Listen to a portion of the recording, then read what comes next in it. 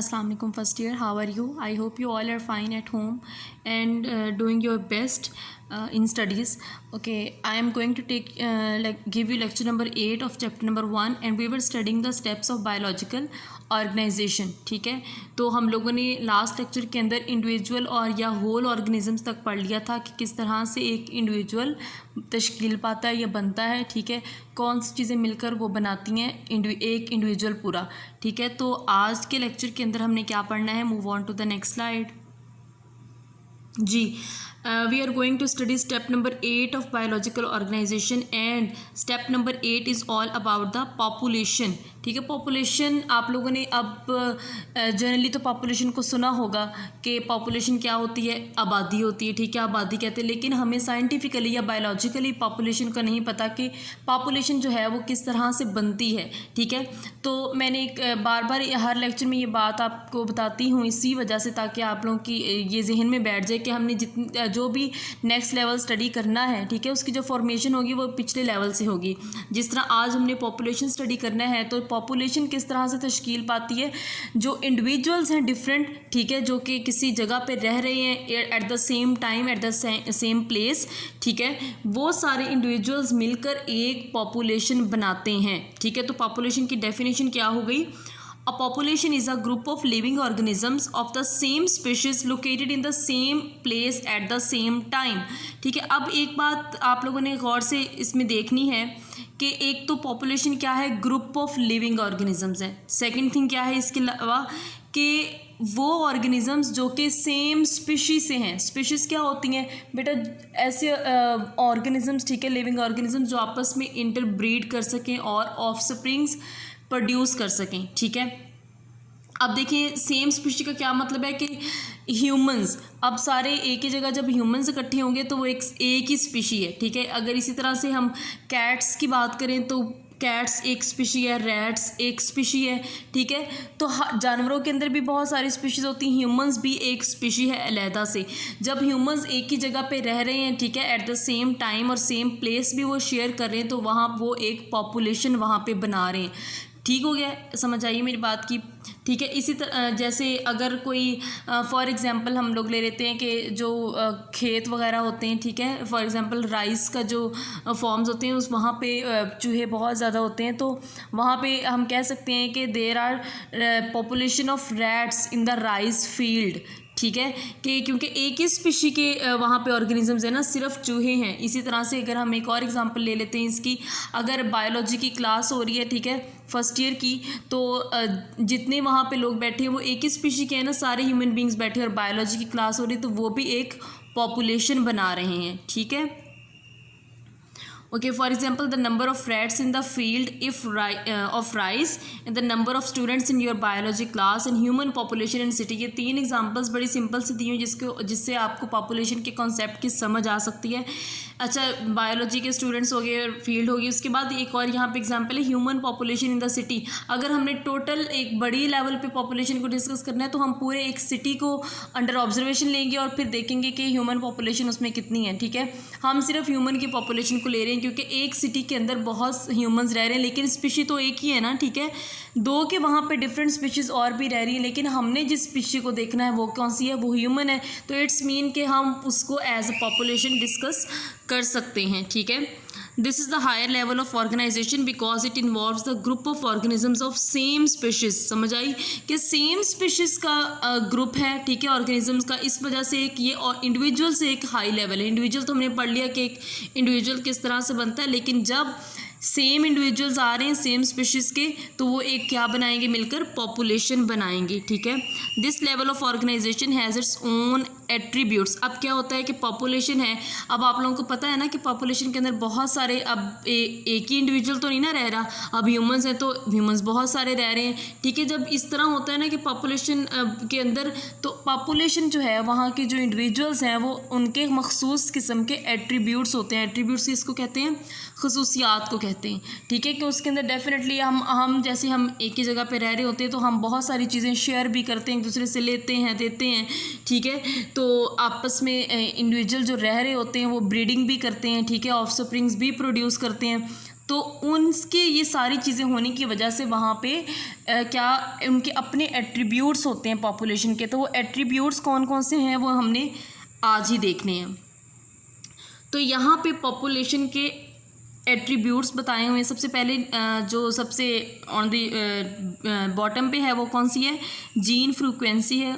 उसके बाद gene flow, age distribution, population pressure and population density. ठीक है, ये सारे एट्रीब्यूट्स ऑफ पॉपुलेशन है कि जब इंडिविजुअल्स एक ही जगह पे एक ही टाइम पे रह रहे होते हैं तो उनके दरमियान कुछ रिलेशंस बन जाते हैं। ठीक है, तो रिलेशंस जो है वो एज ए रिज़ल्ट एट्रीब्यूट्स की फॉर्म में बाहर निकलते हैं, जो हम आज डिस्कस करेंगे वन बाय वन इनको।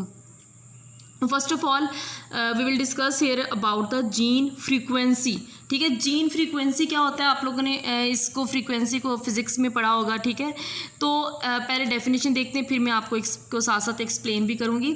It refers to the proportion of different alleles of a gene in a random mating population. अब देखें बेटा, जीन्स पता है क्या होते हैं, जीन्स वो यूनिट्स होते हैं जिससे एक जनरेशन से दूसरी जनरेशन में कैरेक्टर्स ट्रांसफ़र होते हैं। फॉर एग्जांपल, अगर किसी के पेरेंट्स की ब्लू आइज़ हैं तो अगर वो बच्चों में भी ब्लू आइज़ आ रही हैं तो वो उनकी मखसूस जीन्स की वजह से ये वाला कैरेक्टर जो है वो ऑफ स्प्रिंग्स के अंदर भी ट्रांसफ़र हुआ है। ठीक है, अब अलील फ्रीक्वेंसी क्या पहले सबसे पहले आपको पता होना चाहिए कि अलील्स क्या होती हैं। ठीक है, तो जीन्स जो होती हैं वो ह्यूमंस के अंदर या किसी भी ऑर्गेनिजम्स के अंदर वो पेयर्स की फॉर्म में प्रेजेंट होती हैं। ठीक है, मतलब जीन जो है वो पूरा एक पेयर है, पेयर के अंदर कितनी चीज़ें होती हैं, 2 होती हैं।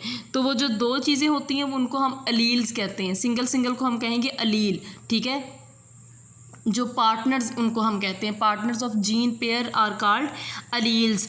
तो अब जीन फ्रीक्वेंसी क्या होती है कि एक ही अगर किसी पॉपुलेशन है, ठीक है, तो उसके अंदर एक ही तरह के करैक्टर्स आ रहे हैं और कितनी दफ़ा आ रहे हैं तो उसको हम कहते हैं अलील फ्रीक्वेंसी या फिर जीन फ्रीक्वेंसी। मतलब यह है कि कौन सी जीन जो है वो बार बार रिपीट हो रही है या कोई ख़ास करैक्टर है तो वो उस जीन की वजह से रिपीट हो रहा है। फॉर एग्जांपल अगर हम लोग कॉमन सी बात है ना कि अगर फैमिली के अंदर ही शादियां होती रहें, ठीक है, तो आपको लग रहा होता है कि एक ही तरह के करैक्टर्स आगे से आगे आते जाते हैं। तो इट्स मीन के वहाँ पे जीन फ्रीक्वेंसी बहुत ज़्यादा है उस पॉपुलेशन के अंदर। ठीक है, इस चीज़ को क्या कहते हैं, जीन फ्रीक्वेंसी। नेक्स्ट है gene flow. It is a transfer of genetic variation from one population to another population. अब जीन फ्लो क्या होता है कि इसमें क्या होता है कि वेरिएशंस आना शुरू हो जाती हैं, तब्दीलियाँ आना शुरू हो जाती हैं, क्योंकि जीन्स जो होती हैं वो एक पॉपुलेशन से दूसरी पॉपुलेशन के अंदर ट्रांसफ़र हो रही होती हैं। ठीक है, फॉर एग्जांपल किस तरह से, अगर हम एक ही, ठीक है, अब ये एक और पहले मैं आपको बात बता दूँ कि जीन फ्लो होता है वो सेम पॉपुलेशन के दरमियान होता है। मतलब ये है कि ह्यूमन की पॉपुलेशन है तो ह्यूमन की पॉपुलेशन के दरमियान ही जीन का जो फ्लो है वो जीन का जो है वो ट्रांसफ़र होगा। वो किस तरह से, अब एक फैमिली के लोग हैं, ठीक है, वो एक पॉपुलेशन बना रहे हैं, अगर वो सेम एरिया पे रह रहे हैं, ठीक है, तो अगर वो आपस में शादियां करी जाएंगे तो उनकी एक ही तरह के करैक्टर्स आगे अगली जनरेशन्स में भी आते जाएंगे। लेकिन अगर वो ह्यूमंस की किसी दूसरी पॉपुलेशन या हम जिसे कहते हैं कि आउट ऑफ फैमिली अगर वो रिश्ता करते हैं या शादी करते हैं तो क्या होता है कि उनके करैक्टर्स के अंदर वेरिएशंस आना शुरू हो जाती हैं, करैक्टर्स के अंदर चेंजिंग्स आना शुरू हो जाती हैं, क्योंकि जीन का फ्लो हुआ है एक पॉपुलेशन से दूसरी पॉपुलेशन के अंदर। ठीक है, मेरी बात समझ आई, आपने पिक कर ली होगी मेरी बात कि एक जनरेशन से दूसरी जनरेशन के अंदर जीन जो है वो फ्लो हो रही है, जीन का ट्रांसफ़र हो रहा है, जीन्स चेंजेस आ रही हैं जीन के अंदर। ठीक है, तो उस वजह से क्या होता है कि करैक्टर्स भी चेंज होते रहते हैं। नेक्स्ट क्या है, age distribution. Frequency of different ages और age groups in a given population. अब देखो बेटा कि जब पॉपुलेशन को हम देख रहे होते हैं तो क्या पॉपुलेशन के अंदर सारे के सारे इंडिविजुअल एक ही एज के होते हैं? ऐसा नहीं है ना, कुछ बूढ़े होते हैं, कुछ जवान हैं, कुछ बच्चे हैं, ठीक है, कुछ मतलब यंग हैं, टीन एजेस हैं। इट्स मीन के there are number of factors. ठीक है, कि अब बहुत सारी एजेस के लोग होते हैं, इंडिविजुअल्स होते हैं एक पॉपुलेशन के अंदर। ठीक है, तो इसी चीज़ को कहते हैं एज डिस्ट्रीब्यूशन। अब ये देखना ये होता है कि किस एज के ज़्यादा लोग प्रेजेंट है एक पॉपुलेशन के अंदर। ठीक है, तो इस चीज़ को हमने क्या कहा, एज डिस्ट्रीब्यूशन। नेक्स्ट है पॉपुलेशन प्रेशर। अब क्या होता है कि पहले डेफिनेशन देख लेते हैं, ठीक है। The force exerted by the growing population upon its environment resulting in dispersal और द रिडक्शन ऑफ पॉपुलेशन। अब क्या होता है कि एक इन्वायरमेंट है, ठीक है, उसके अंदर पॉपुलेशन रह रही है। अब जैसे जैसे पॉपुलेशन इंक्रीज होती जाएगी, पॉपुलेशन ग्रो करती जाएगी, पॉपुलेशन बढ़ती जाएगी, ठीक है, तो ओवर पॉपुलेशन हो जाएगी, तो डेफिनेटली वो इन्वायरमेंट जिसके अंदर पॉपुलेशन रह रही होती है वो इन्वायरमेंट इस काबिल नहीं होता कि वो इतनी ज़्यादा पॉपुलेशन को सपोर्ट कर सके, क्योंकि जितनी भी पॉपुलेशन है उसके अंदर जितने भी इंडिविजुअल्स हैं उन्होंने उसी इन्वायरमेंट से अपनी खुराक लेनी है, अपना वहाँ पे रहना है, ठीक है। तो इट्स मीन कि ज़्यादा पॉपुलेशन होगी तो इन्वायरमेंट उतना उस काबिल नहीं होता कि वो इतनी ज़्यादा इन्वायरमेंट पॉपुलेशन को सपोर्ट कर सके, ठीक है। तो उससे क्या होता है, उससे अब जो सोर्सेज होते हैं, ठीक है, वो कम होना शुरू हो जाते हैं। इन्वायरमेंट उतने सोर्सेज इतनी ज़्यादा पॉपुलेशन को दे नहीं पाता, तो उससे क्या होता है कि पॉपुलेशन डिक्लाइन होना शुरू हो जाती है, या फिर क्या होता है कम होना शुरू हो जाती है, या फिर एक्सटिंक्ट होना शुरू हो जाती है। समझ आई मेरी बात की? जैसे फॉर एग्जांपल हम लोग अगर डायनासोर्स की बात करें तो अब डायनासोर्स एक्सटिंक्ट हो चुके हैं। क्यों एक्सटिंक्ट हो चुके हैं? एक तो उनका इन्वायरमेंट वैसा नहीं रहा अब, ठीक है। अगर इसी तरह से और भी एग्जांपल्स हम लोग ले सकते हैं, ठीक है। बहुत सारे ऐसे ऑर्गेनिजम्स हैं जो कि एक्सटिंक्ट हो चुके हैं क्योंकि इन्वायरमेंट उनको सपोर्ट नहीं कर रहा था, ठीक है। तो इस वजह से पॉपुलेशन के अंदर रिडक्शन होती जा रही है। तो ये सारे एट्रीब्यूट्स कौन से हैं? ये पॉपुलेशन की वजह से हैं, जो कि पॉपुलेशन के अंदर डिफरेंट इंडिविजुअल्स की वजह से एट्रीब्यूट्स होते हैं। Okay, this is the last attribute of population, that is population density, ठीक है। डेंसिटी भी बेटा किस चीज़ को कहते हैं? किस चीज़ का ज़्यादा होना, ठीक है, डेंस होना, ठीक है। Measurement of population per unit area, अब एक एरिया में कितनी पॉपुलेशन है उसकी डेंसिटी क्या है, ठीक है, इस चीज़ को हमने देखना है, तो उसको हम क्या कहते हैं? Population density. Okay, that was all about today's lecture. आप लोगों ने ये जितने भी एट्रीब्यूट्स हैं ये बहुत अच्छी तरह से याद करने, ये डेफिनेशंस आपकी बुक पे नहीं लिखी हुई, ठीक है, तो आपने यहीं से इसको नोट कर लेना है। तो ये MCQs में आ सकते हैं, आपके शॉर्ट क्वेश्चंस में भी आ सकते हैं, तो इसको अच्छी तरह से याद कीजिएगा। I will see you in the next lecture. Till then take care of yourself and अल्लाह हाफिज़।